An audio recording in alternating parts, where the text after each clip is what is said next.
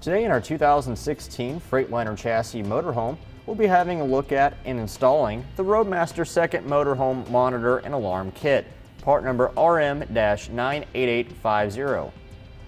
Alright, here's what our indicator light looks like installed. As you can see, it's a nice way to know that our brakes are being applied in our towed vehicle behind our motorhome. Now, as you can see when you're driving down the road, you don't take your eyes off the road very far at all. You can just glance down and have your indication that your brakes are being applied and everything's working okay. This is a great solution to let you know if the brakes are being applied in the towed vehicle versus having to look at your rear view display to see the indicator light that's typically mounted on the dash or behind the rear view mirror inside the towed vehicle. As you can see here, we get a nice visual LED indicator when the brakes are applied inside our towed vehicle. Also, once they've been applied for about 20 seconds, we'll get an audible buzzer to let us know the brakes have been applied for too long. We may have a potential problem. So we're in our motorhome now. First thing we need to do is find a suitable location to mount an indicator light. Right here above our radio inside our motorhome is a great location because it's something we can easily see while we're driving down the road. We also have this sticker here, which will tell us what this indicator light's for, and in case we have someone else driving our motorhome for us, they'll know what this is for as well.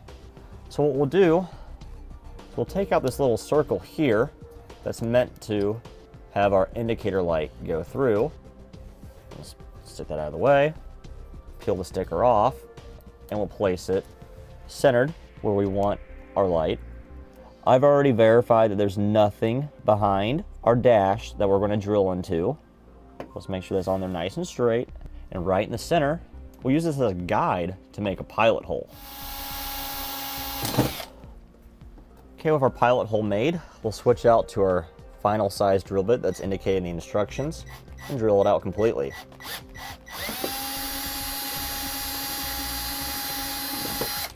And we'll clean up all of our debris. Now we'll take our indicator light, we'll feed the two wires through and push the light into place. Now we'll take our panel off here that our radio is on. There's several Phillips screws that hold it in place.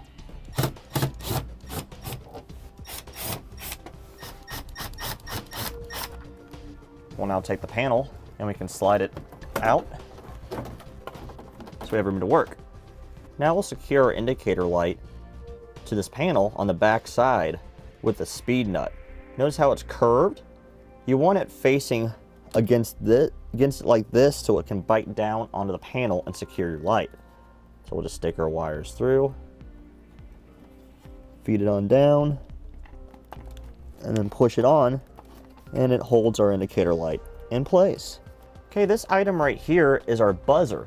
This will let us know if the brakes are being applied too long inside our towed vehicle. You notice it has a red and a white wire. These will just tie in with the wires off our indicator light.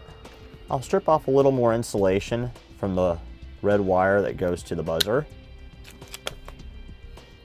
And then I'll twist it onto the red wire that goes to our indicator light. Then I'll take our yellow butt connector that's included, slide it over the wire, and then I'll crimp it into place. And our white wire here to our buzzer, and I'll tie that in with the white wire to our indicator light. Then I'll use the blue butt connector that comes with our kit, slide that over, and crimp it down. Okay, now we need to make a lead that combines these two wires for the white as a ground. We'll have to supply our own wire for this. We have 16 gauge wire available on our website. It's part number 16-1-1, and it is sold by the foot. You'll need about 2 feet to do this in our particular application, but your model of motorhome may vary as far as how the dash is laid out. So just keep that in mind. You may need to purchase extra. So we'll strip off one end and place it into the other end of our blue butt connector, and we'll crimp that down. The other end of the white wire, we'll strip off some insulation, and we'll attach a blue ring terminal. We also have these available on our website. All right, with that crimped down, we can now attach it to a ground point. We'll go back here, and we'll use a self-tapping screw to do this. Now at this point, this is where you would attach your 50-foot bullet connector wire here. that connects between the RV and the towed vehicle to the red wires here with the yellow butt connector. But in our case, our customer has the vehicle pre-wired not to use this additional wire. We'll be using the flexi coil wire that connects the two, and this will connect with our brake controller output wire inside the cab. Now at this point, we need additional wire to do this. We're using 16 gauge wire. Again, it's the same part numbers. You'll need a couple of feet in order to do this, depending on your application. We're using green just so we can differentiate the color, and it's what we had laying around.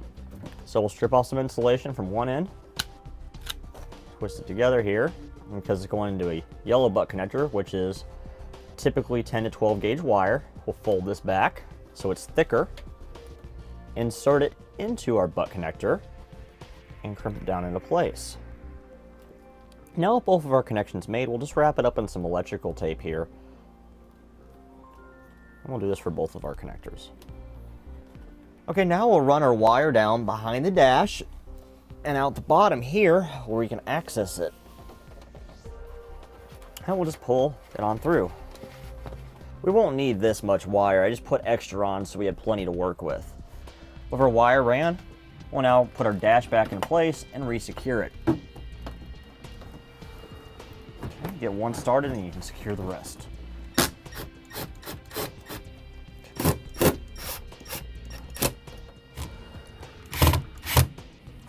Alright, so we're here underneath the dash to the left of our steering column, and we found our connector for our trailer brake controller. And as you can see, it's labeled trailer brake, so we know this is the right connector that we're working with. We'll take our wire loom here and slide it off the wire a little bit so we have access to our wires. As you can see, there's several wires inside.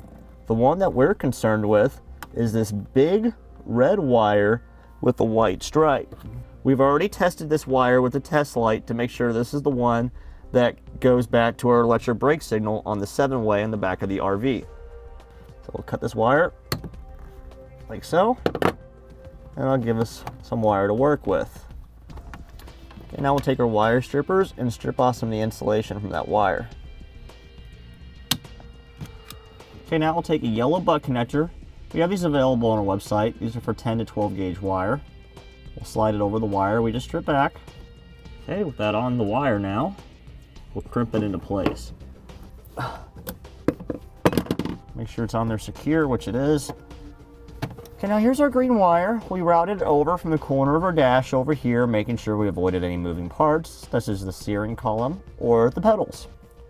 We'll measure off how much we're going to need and cut off the excess. Make sure we leave a little bit of slack in it in case we need to pull our dash back out. And we'll strip off some insulation from it. Because this is a 16 gauge wire and it's going into a 10 to 12 gauge connector, we'll just twist these together a little bit and fold it back like we did the other one so it has more to bite into. And we'll go into our butt connector now and we'll crimp it down.